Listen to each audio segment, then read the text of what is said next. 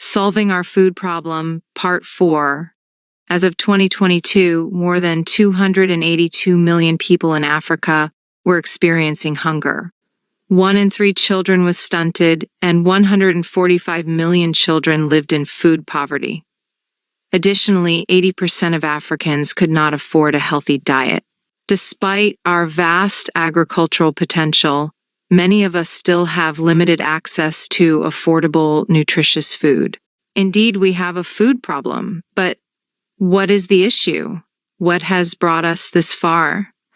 There are many contributing factors, but the summary is our unwillingness to solve our problem. As the saying goes, where there is a will, there is a way. No problem can be solved if we don't put in the work. And no matter the number of excuses we make, excuses don't solve problems, solutions do. I've heard people say, not everyone will farm, or we cannot all go to the farm. But my question is, does everyone eat? Is anyone exempt from eating? If you eat, then you must farm. Beyond the tremendous benefits of growing your own food, there is an urgent need for us in Africa, especially in Nigeria, where I came from, to return to the farm. I cannot live on African soil and not engage in farming, no matter my profession or job. Farming is our responsibility. It is our heritage. Africa is the Garden of Eden, a place where all things thrive. I love the story of Isaac in Genesis 26:12-14. During a time of famine, God told him to remain in Gerar and sow in the land. Isaac obeyed, and he reaped 100-fold harvest in the same year. That is putting faith to work. God did not come down to solve Isaac's problem, even though there was famine in the land. But when Isaac followed God's instruction, God blessed him. We must also follow the same principle.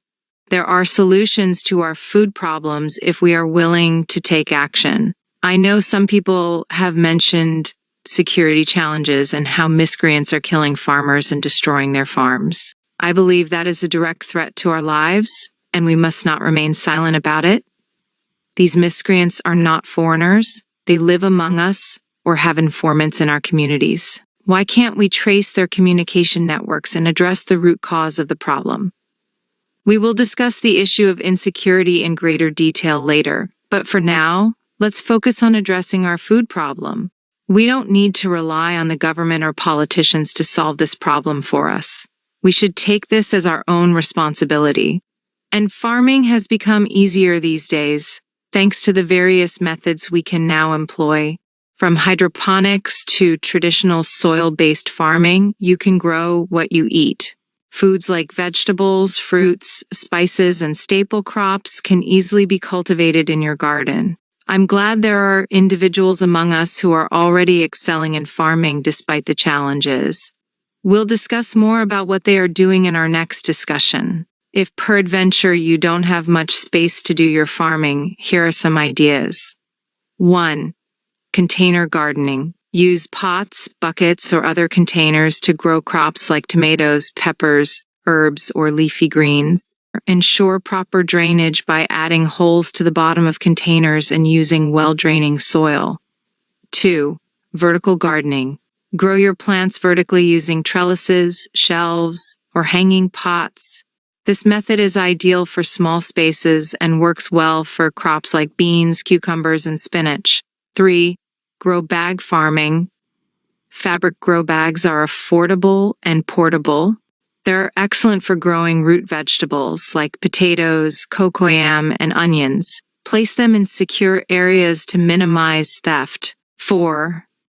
Indoor gardening. Set up an indoor garden using windowsills or grow lights. Crops like lettuce, herbs, and microgreens thrive indoors and can be harvested quickly. 5. Hydroponics or aquaponics. If possible, set up a small hydroponic system to grow plants without soil. This compact method is ideal for urban areas and less vulnerable to theft. 6. Reduce food waste. Avoid wasting food. Leftovers can be used as compost or fed to animals. Ensure nothing is wasted. Engage in recycling processes to save money, time, and energy. 7. Community collaboration. Form cooperatives with trusted neighbors to create shared, protected gardens. The security of your community farm should be a collective effort. No external threats, such as cattle rearers or intruders, should be allowed to jeopardize your food supply, as that would pose a threat to your life. Lastly, let us not give up on solving our food problem. It is a fundamental issue that demands our attention. A hungry man is an angry man. Let's act now and reclaim our ability to feed ourselves, our families, and our nations. Together, I believe we can do this.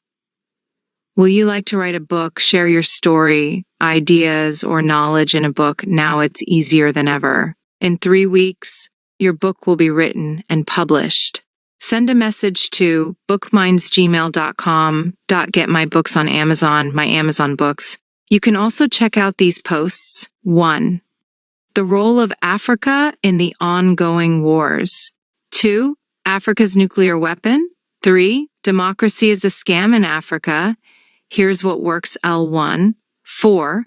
What to do when you are confused. Kindly drop your comments.